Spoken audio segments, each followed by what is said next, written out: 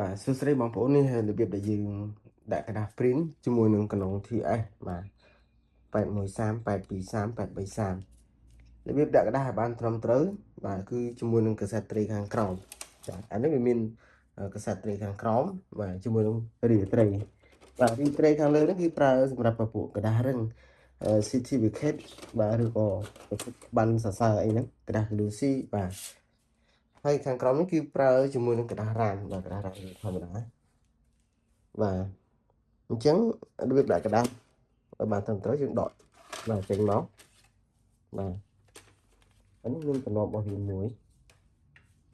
សិនខ្លះមានមិនសិនខ្លះក៏អត់បាទ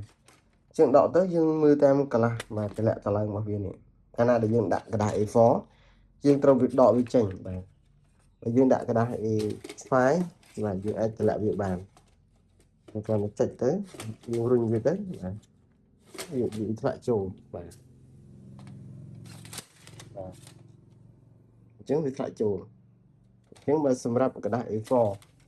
យើងចុចមកយើងដកចេញបាទចុចវាទៅក្រោមអញ្ចឹងដកចេញមកយើងដាក់กระดาษចូលបាទសម្រាប់ការដាក់กระดาษគឺយើងអត់ឲ្យដាក់តឹងពេកបាទឬក៏ធូរពេកទេ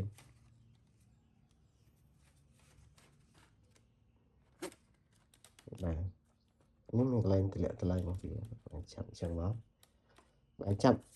ត្រូវជាមួយនឹងខ្សែ A4 របស់យើងបន្ទាប់មកយើងដាក់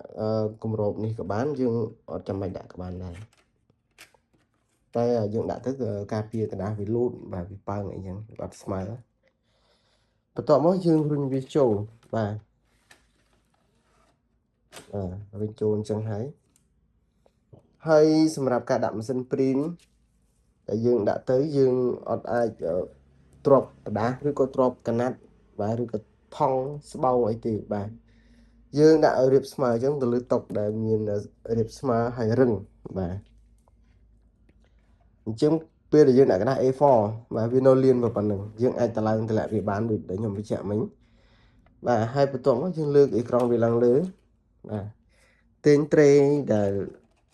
ត្រកระดาษពេលដែលយើង print ចេញមកចឹងយើងទាញមកអញ្ចឹងផុតបាទនេះរបៀបដែលយើងដាក់กระดาษជាមួយនឹងពពួកម៉ាស៊ីន TS បាទ8030 813 823អីហ្នឹង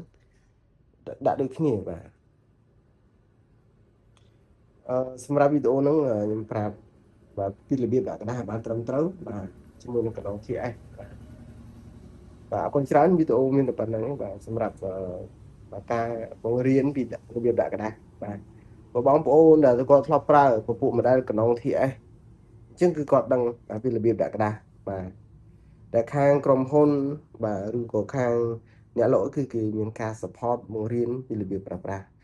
តែវីដេអូនេះគឺខ្ញុំគ្រាន់តែបញ្ជាក់ជូនបន្ថែមសម្រាប់ឲ្យបងប្អូនដែលអត់បាទក៏អត់ដឹងពីរបៀបប្រើប្រាស់